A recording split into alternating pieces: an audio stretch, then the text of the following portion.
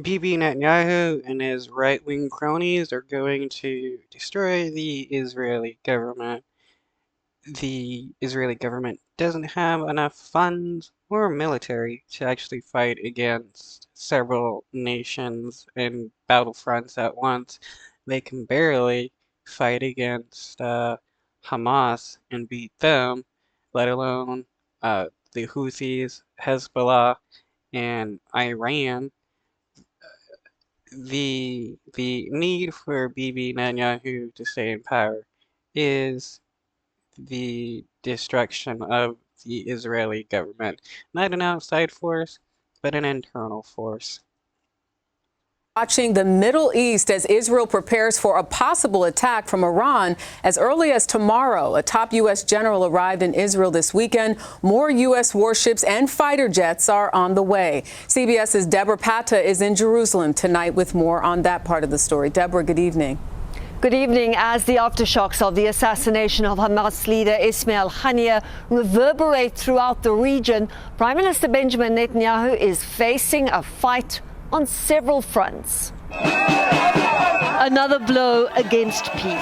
Israeli police clash with protesters in Tel Aviv, where not even the threat of an Iranian attack could keep them off the streets. They accuse their prime minister of choosing escalation over a hostage deal.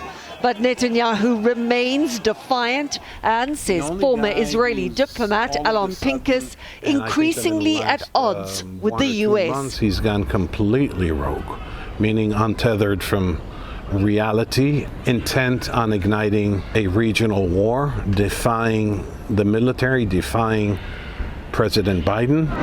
Pincus believes the assassin. Well, everybody can tell that Bibi Netanyahu is doing everything he can to stay in. The Israelis against Bibi Netanyahu can easily see that he's been rejecting any ceasefire deal and actually trying to rescue the hostages. This is why Israelis and the Israeli nation want Bibi Netanyahu out, because he's not doing anything to actually rescue the hostages. Assassination of Ismail Haniyeh may have been justified, but it was not smart. The location in Tehran was meant deliberately to elicit provocation and escalation. They killed Fouad Shakur in a targeted strike, Mohammed Deif, Ismail Haniyeh. Why go after Gaza? If you can pinpoint a precise attack 2,000 kilometers away, then why bother decimating entire neighborhoods? That's me telling you that assassinations are morally and ethically okay, but dropping those bombs on Gaza are not. Yeah, that is a good question. How can the Israeli government have such a precise attack on such a far target in Iran, but are unable to precisely target Hamas leaders and agents in Gaza, and instead, just carpet bomb entire neighborhoods? And that's because the hostages are just pawns. The saving of hostages is just an excuse to genocide Palestinians in Gaza and the West Bank. Still, those bombs keep falling. Israeli forces hit a hospital in the middle of the night, and today a school sheltering families displaced repeatedly by war.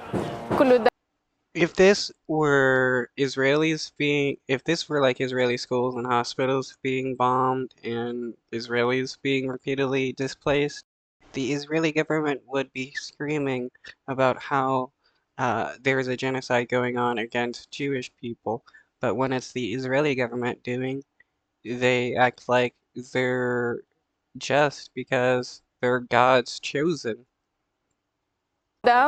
My brother was covered in blood, said this teenager as she relived the trauma. lives blown apart, neighborhoods already reduced to rubble, pulverized once again. And tonight, as this country... The more innocent people the Israeli government kills, the more people that will be against the Israeli government. Like when the United States went to Afghanistan and Iraq and killed a bunch of people under the lies that they had weapons of mass destruction or part of 9/11 or whatever lies that they were spewing at the moment. Killing a bunch of innocent people didn't get Afghanistanis and Iraqis to like the United States. It made more people want to fight against them because they were tired of seeing their family members and friends murdered by a genocidal government. Remains on high alert, Jerika. Netanyahu has once again warned that anyone who harms Israel will pay a heavy price. Okay, so but what about when the Prime Minister of Israel harms Israelis?